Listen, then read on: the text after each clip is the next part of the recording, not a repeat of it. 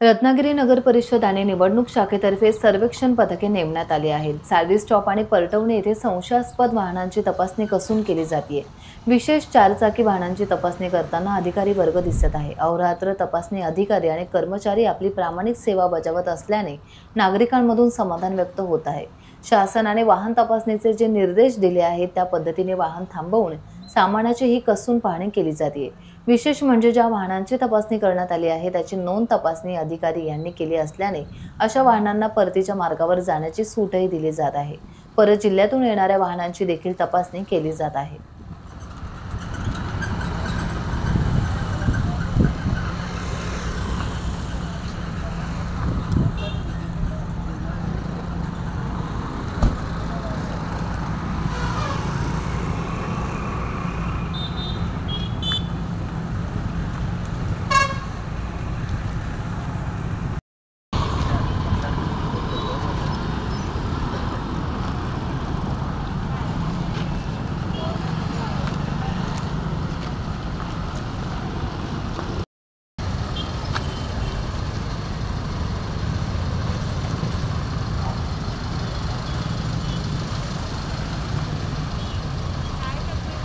Ratnagiri times. Ratnagiri times.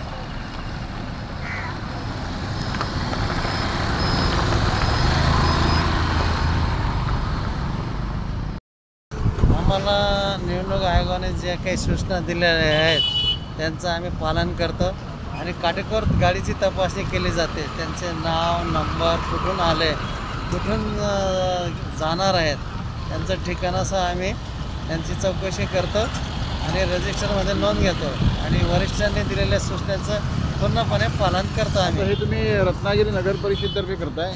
हो, रत्नागिरी नगर परिषदचीच हे चालू आहे, निवडणुकीच्या आचारसंहितेचं काम चालू आहे।